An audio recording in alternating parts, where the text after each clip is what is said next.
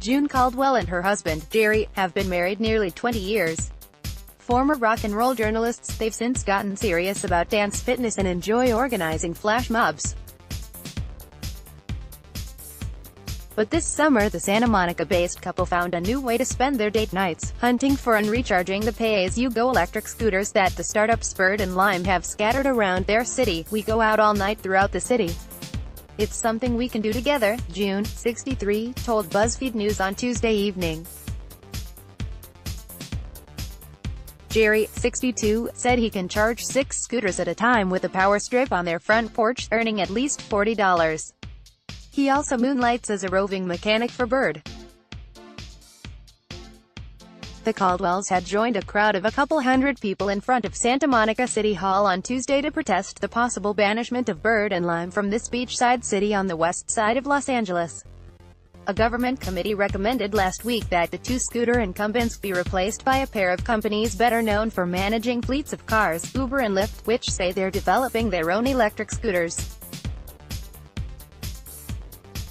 The city is allowing time for public comment before its official scooter pilot program starts next month. Bird and Lime have made enemies among residents in Los Angeles. Ask anyone who's almost been hit by a scooter zooming down the sidewalk, but the startups were nevertheless dismayed by the committee's recommendation and are scrambling to try to change the final decision. They both froze service in Santa Monica on Tuesday to show people what it would be like to live without them, and they urged customers to rally at City Hall. The companies have encouraged similar political action in San Francisco, which has banned scooters altogether for the time being. Bird, which is based here in Santa Monica, went as far as to compare Uber and Lyft to Exxon and BP Oil. It told its riders in an email, "Uber and Lyft have every incentive to only minimally operate the less profitable green option and direct customers to their more profitable core business." An Uber spokesperson disputed this characterization and said in a statement, "We look forward to the opportunity to serve the city with new alternatives to personal car ownership." On Tuesday evening, Bird and Lime riders gave impassioned testimonials outside City Hall, sometimes shouting into the microphone, sometimes even crying. They said how Bird or Lime had improved their lives: an easier commute, a source of extra income, a sense of personal freedom. Some riders held homemade signs. The Caldwells were wearing green Lime t-shirts. "It was a big thing getting the Lime swag," said June. At one point everyone chanted, "What do we want?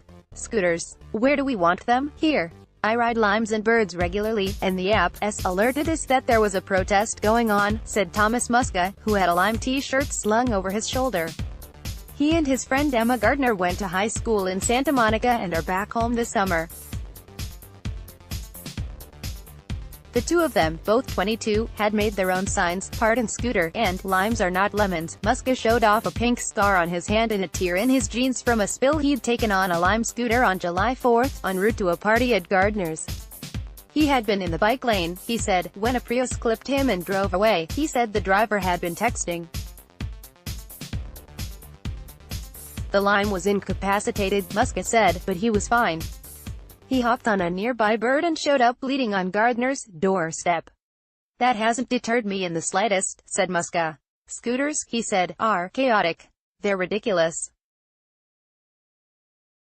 But they're also incredibly useful, so I'm willing to take that." Bird and Lime require riders to wear helmets and use the bike lane where possible. Muska said scooters became a key part of his commute to an architecture firm downtown this summer, since they allowed him to zip from his home in Santa Monica to the nearby Expo Line station in minutes.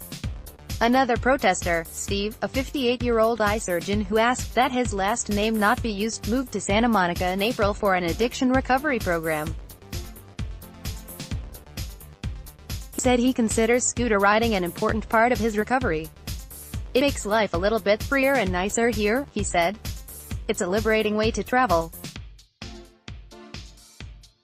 There's something uplifting about it." At the same time, he said he understands the backlash, especially when riders are out of control on the sidewalk. He said, "You could see it was definitely getting dangerous, which is unfortunate. It's not as if the city is contemplating banning scooters entirely." But some of the faithful who rallied on Tuesday professed loyalty to the existing brands and wariness about Uber and Lyft.